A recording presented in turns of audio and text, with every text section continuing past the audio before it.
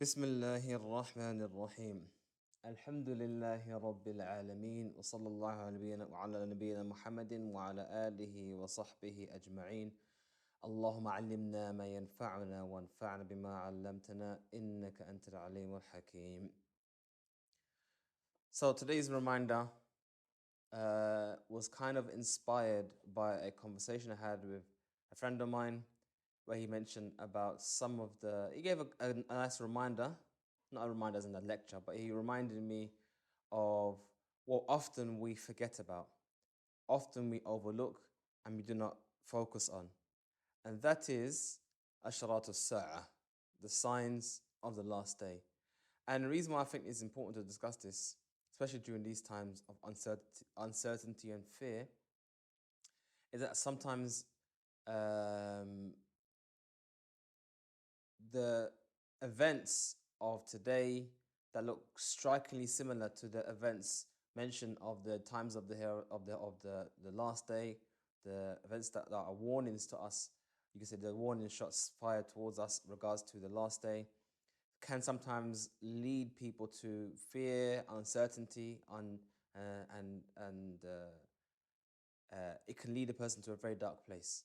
And we need to often remind ourselves of the purpose of these signs, how we can use them to benefit ourselves and grow as Muslims, and not have this as a means to um, fester and grow an unproductive level of fear. When I say unproductive, I mean fear that incapacitates a person, that leads a person to a ajz, which is not the intent of the Asharat al-Sa'a, or the reminders of the signs of the hereafter, or signs of the last day. So there is a very important part which we covered in um, when we was doing our Quran tafsir during Ramadan. We mentioned that Allah mentioned at the very beginning of Surah Baqarah, الَّذِينَ يُؤْمِنُونَ بِالْغَيْبِ وَيُقِيمُونَ الصَّلَاةَ مِمَّا رَزَقْنَاهُمْ يُنْفِقُونَ. So Allah mentioned that those who, describing those believers, those who believe that they believe in the unseen.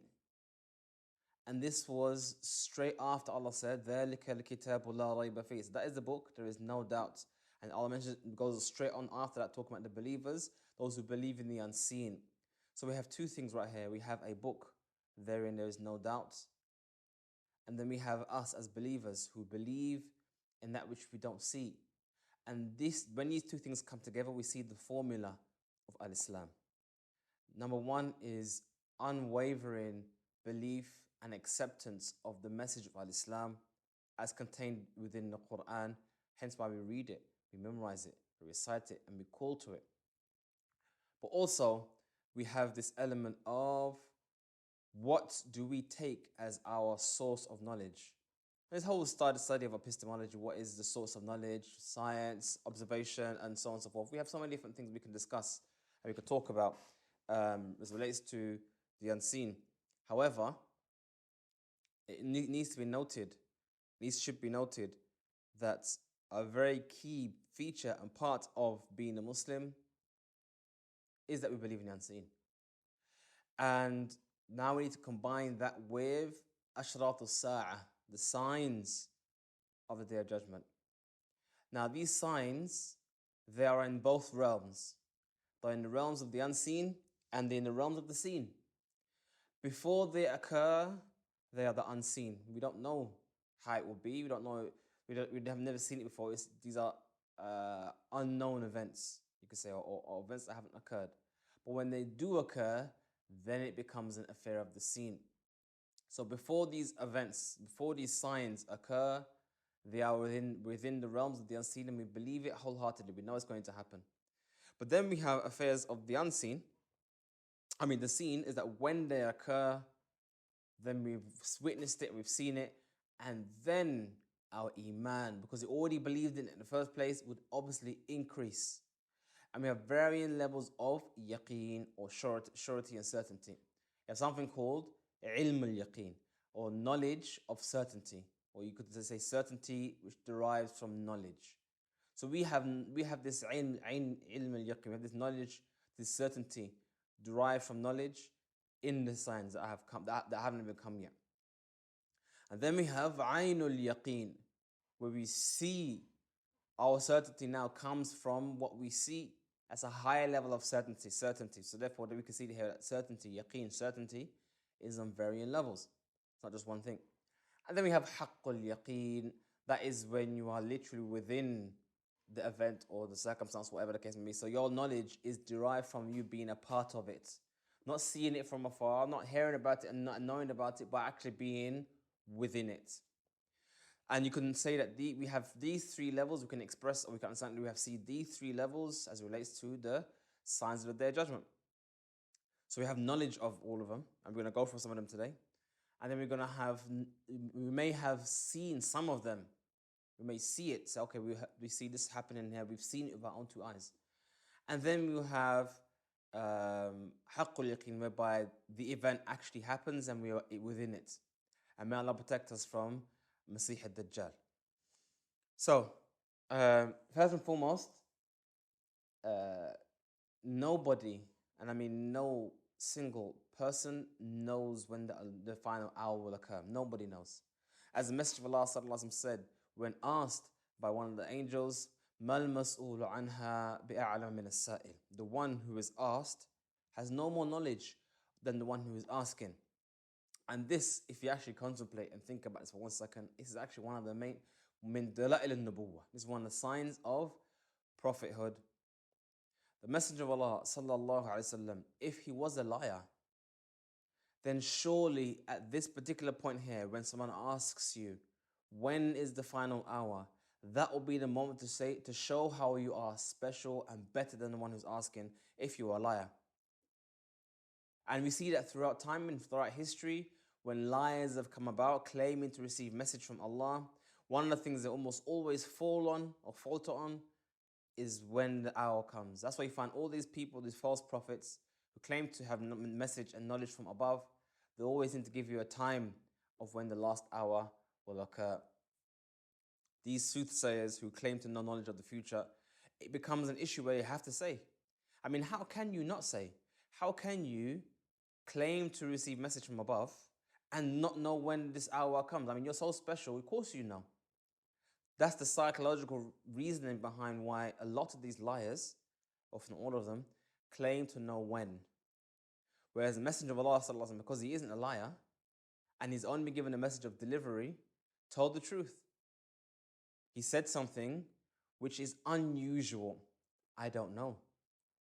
But he did give amaratuha. But I do know, he did give the signs.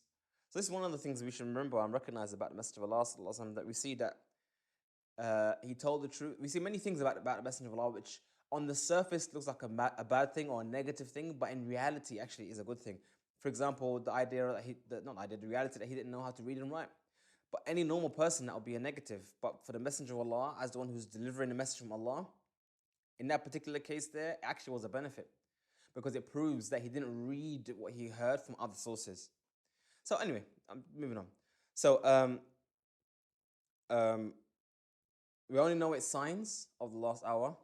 And also, we have to understand the reasons. What can we take from these signs?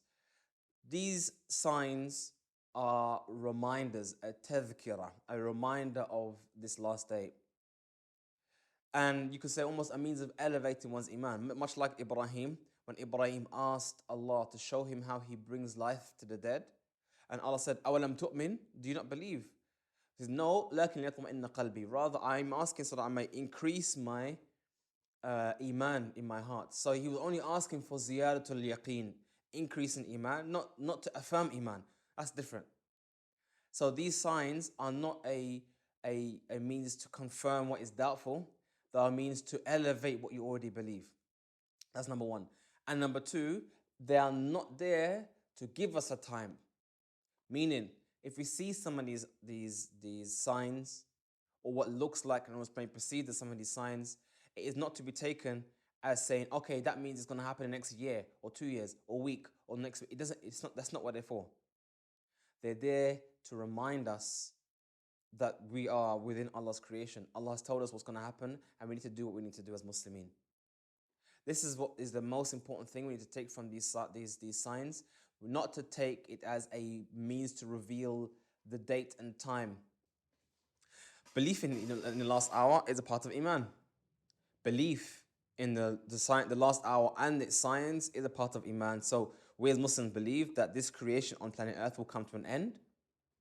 And that's actually something that even the kuffar would accept. I mean, the whole reason why Elon Musk is trying to colonize Mars is for that exact reason, because he knows that at some point mankind will outlive, or things will happen on planet Earth and we will not be able to sustain ourselves on here. So at least at that level, everyone kind of acknowledges that we won't be here forever. It will come to a point, it will come to an end.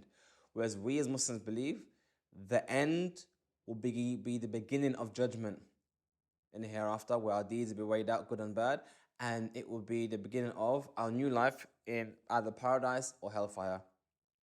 So it will actually happen. The end will occur. And this is key for the believers. The believers, we believe in the unseen, and this is very key. We're going to come to that later on. The hour will not occur except on Jum'ah. So Yawm al-Jum'ah will be actually the day in which Qiyamah will be established, Yawm al-Jum'ah.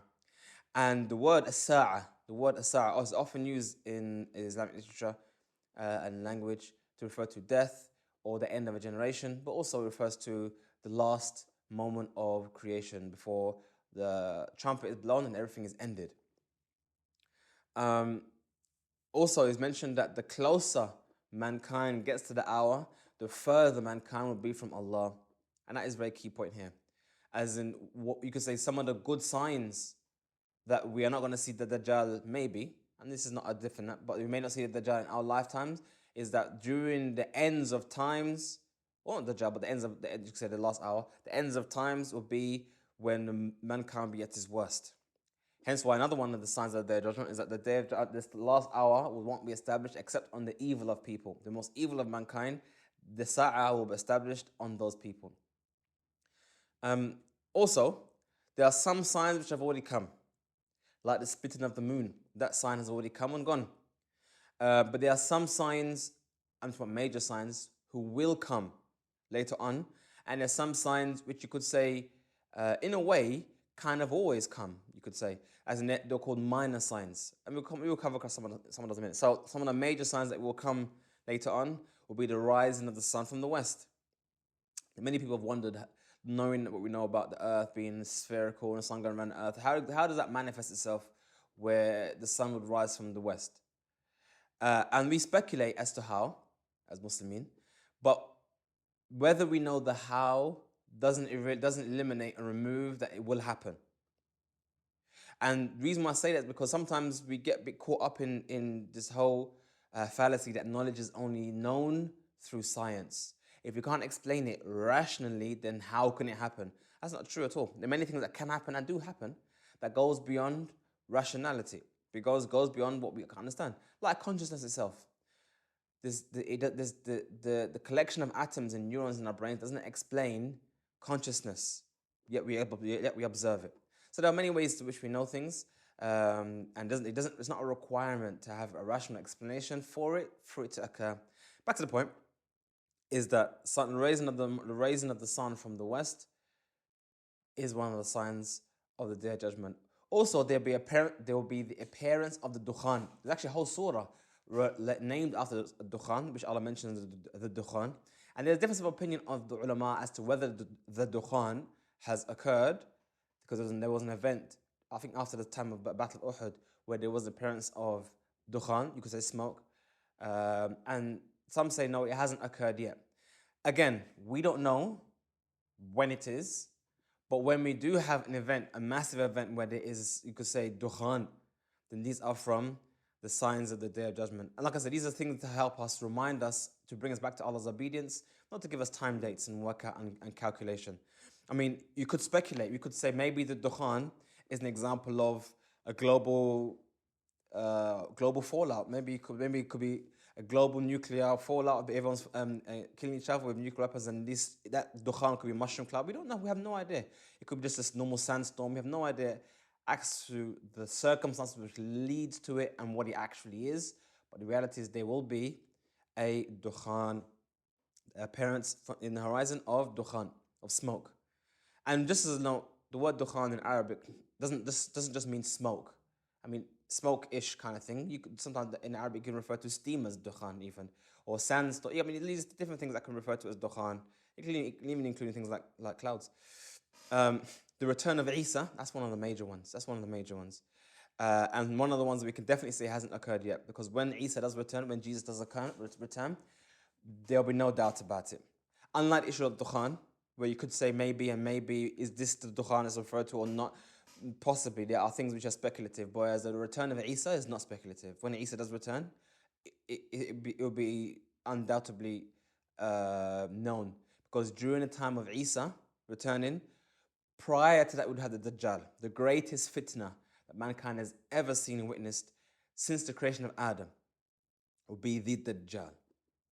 And so therefore, when the Dajjal does occur, we will definitely know it, because it will be something we've never seen before, but unprecedented in its event horizon, you could say. So therefore, Isa coming after that will be obviously confirmation of that. But at this point here, I want to draw on what we said just a few minutes ago. We mentioned that the believers believe in the unseen. This is one of the things that separates between the believer and the disbeliever. And this is why I wanted to talk about this. Kind of what I wanted to talk about this today, because we actually have circumstances that makes our times a very worrying time. And that is this element right here, believing in the unseen. Us as Muslimin, that is what makes us Muslim.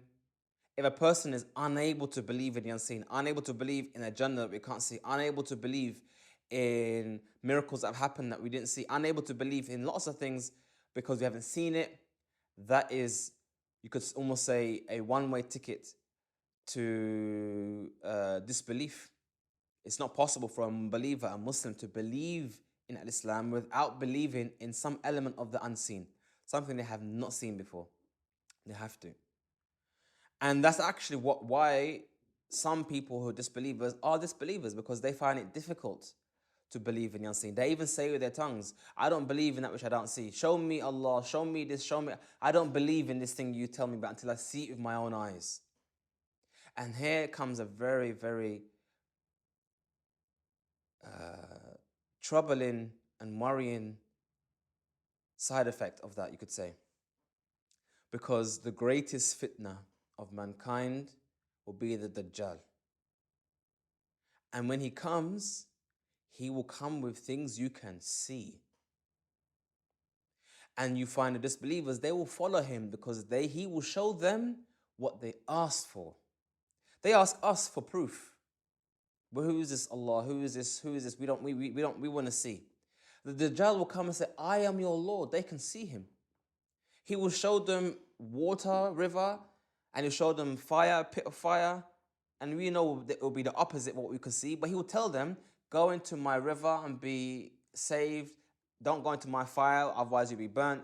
And you will see it. So we actually have an example of the Dajjal actually manifesting. We can actually see his followers. Who will be his followers? The people of today who only believe in the seen. And that's why many, many people who claim to follow Islam or wish to say they follow Islam, when the Dajjal comes, it will cause them to shake. Because maybe fundamentally, that sickness of only believing what they see will manifest itself. And they will say, look, this guy, he has this, he has that. And let's not forget that the Dajjal will come at a time when you have years of famine. Right before the Dajjal will come, we will have years of famine. Who knows the circumstances behind the famine? Why we will have a famine? We don't know. But there will be famine. And the Dajjal will come and say, I have brought for you food. I have brought for you, I'm your savior from this famine. And imagine the globe was in a 3-year famine. And if someone comes, I can literally conjure up food out of thin air. And you can see it yourself. Who knows if we'll even have television at that time. Maybe we'll be televised globally and we'll see this happening. And he will travel across the whole world, showing everyone his signs, showing everyone his fitna. This is one of the reasons why his fitna will be the greatest fitna of all of mankind, because we will all see his miracles with our eyes. And at that time, we as believers will have to say, no, I'm going to continue believing in the unseen. I'm going to continue believing in Allah who I have not seen, and I disbelieve in you that I can see. That is what makes us believers. And that's what makes it being very difficult to be and maintain your iman during that particular time of the Dajjal. So Dajjal has been one of the greatest fitness of all time. I just wanted to touch upon that because that was a very important part of the discussion I had with a friend of mine, is that it actually reveals exactly that sickness. The sickness of I want to believe in the unseen, also I want to believe in the seen. And that highlights part of the reason why the Dajjal will be so powerful in his da'wah. And now we're gonna, after mentioning that, I just want to conclude by mentioning some other signs of the hereafter. Hopefully, this will remind us that the life we live right now is short, and we are going to see an increase in fitna, trials and tribulations, economic fitna, political fitna, everything. And we need to maintain our iman and maintain our patience. So from the signs that have occurred is the messenger of Allah himself. The fact he came, the final messenger, that's one of the biggest signs of their judgment. And his passing away also was one of the biggest signs. That means that the message is now concluded. Because as long as you were with him and he was alive, the star is not going to come, the hour is not going to come. But once he has concluded the message and it has been delivered, now it's possible to start that the time will come.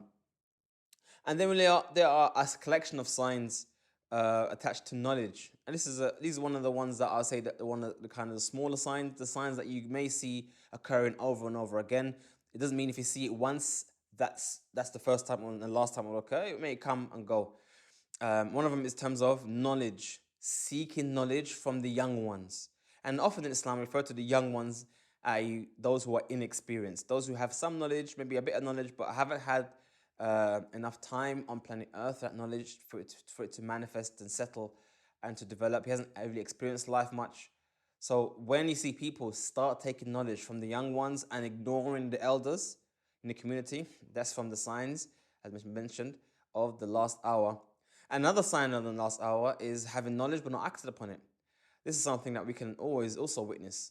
People claiming Islam, following Islam, but they don't act upon it. They know exactly what's right and wrong, but yet they still do what they need to do.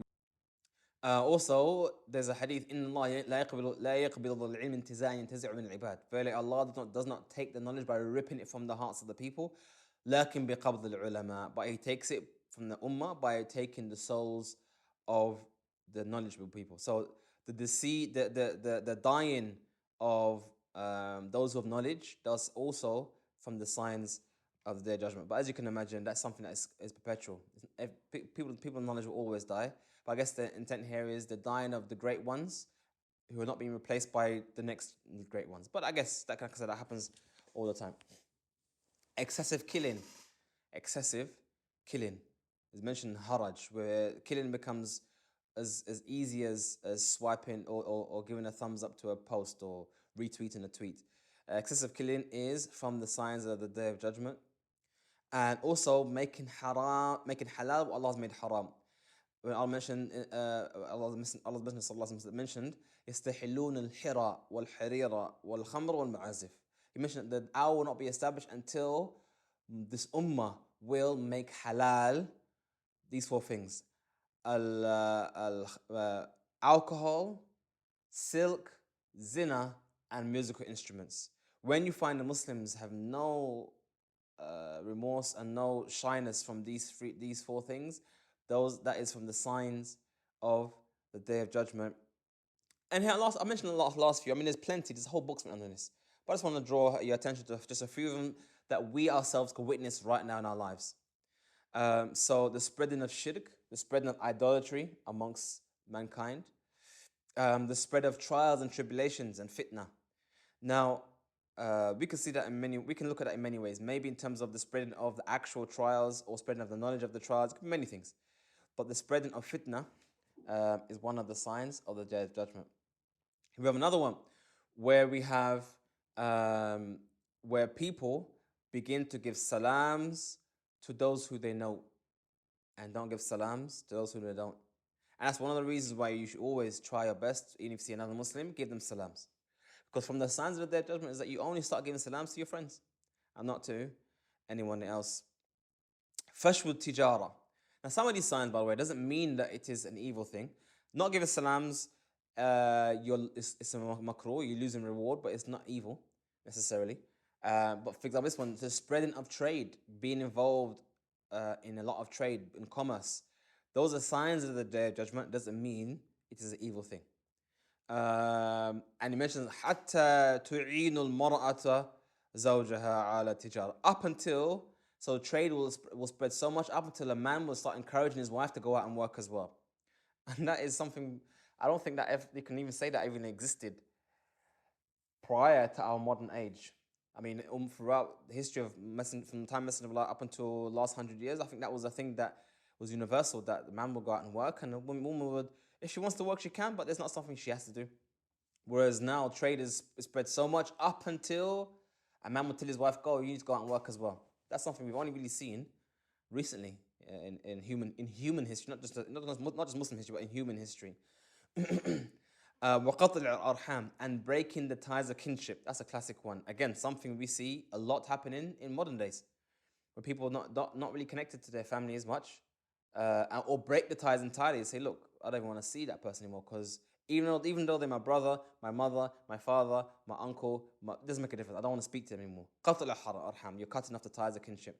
Something we see spreading a lot in the modern era. شهادة الزور, false testimony. A'udhu billah. A'udhu billah. False testimony. People coming out and giving false witness. That is something that has spread a lot in modern times, just through social media. People accusing others of illicit behavior, accusing others of sin without any evidence or anything like that. And it actually comes out later on that they were lying. It's actually an epidemic now where people are accusing other people of sins to get them in trouble with the police. Shahadat al-zur. Or kitman shahada, hiding witness. Another thing which you see a lot in our current day, for whatever reason. So they might see someone do crime on the street, but they don't want to the police. They keep quiet. It's actually, you be called a snitch even. You be called a grass or a snitch if you come forward with a witness. Something, again, we find a lot in our time, especially amongst the youth, who think that telling the police or telling authorities of what they've seen is somehow a bad thing, makes you an evil person. That's actually a sign of the Day of Judgment. Also, and this last one, I'll stop on this last one, because I'm not going to interpret this one. I just thought it was interesting as a potential interpretation. I don't know. I'm not going to go out and say, yeah, this is Muawiyah's tafsir, but I'm just saying. You mentioned here that it said, Messenger said, "Tasaddaqu, give charity, give and give and give and give in charity. فَسَيَأْتِي عَلَيْكُمْ زَمَانٍ, there will come a time, يَمْشِي الرَّجُلُ بِصَدَقَةٍ, the man will go with his charity. فَيَقُولُ الَّذِي يَأْتِيهِ بِهَا لَوْ جِئْتَ بِهَا بِالْأَمْسِ لَقَبِلْتَهَا, and the person who's giving this charity to you will say to him, if you had brought this to me yesterday, I would have accepted it.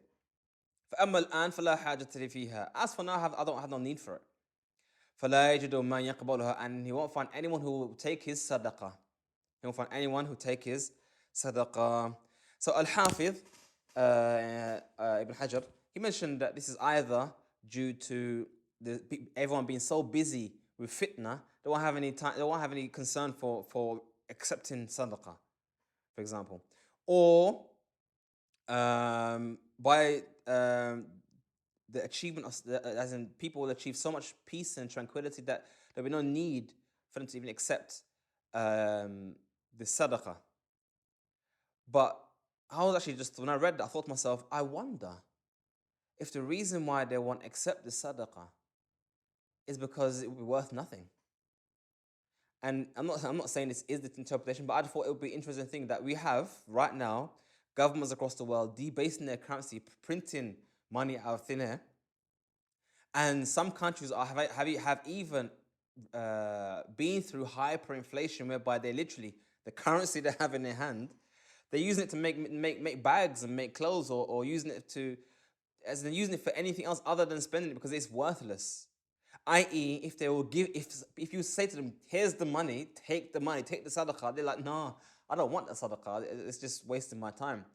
We are actually witnessing something similar to that today. So I'm not saying that thing, which, by the way, listen carefully, the issue of hyperinflation is actually a modern day manifestation, because in the past, people used gold and silver. There wasn't hyperinflation with gold and silver. It had value, and it maintained its value for thousands of years. Only recently, with the inception of paper money, central banks, and printing, we actually had this phenomena where you can have money one day and the next day it's worthless. And the hadith actually says, if you had come to me yesterday, I would have accepted it. As in, I would have taken it and spent it, but today it's worthless. What does that mean? The actual wording was literally within a 24-hour span, the situation has changed. So yeah, it could be, as Ibn Hajar mentioned, that it could be due to fitna, everyone's too busy with their life, or it could be due to peace. Peace was achieved and therefore there's no need for it. But bearing in mind that Hafiz ibn Hajar, this scholar who died over 600 years ago, never had the concept of hyperinflation or the concept where money would literally lose its value overnight. We actually have that today, and that also thought was just a very interesting thought experiment or thought idea. Who knows? Who knows if that is what was intended by the hadith? But we do know that the event will occur. There will be a time when you want to give sadaqah in charity, and no one would accept that sadaqah. And I think this is a good time to end this reminder. Hopefully, we ask Allah to protect us from the evils that are with us on planet Earth right now and the evils that will be coming. We are in very uncertain times, and I ask Allah to protect you all, both financially, emotionally, and most importantly, in terms of your religion and your iman. وصلى الله على نبينا محمد وعلى آله وصحبه أجمعين.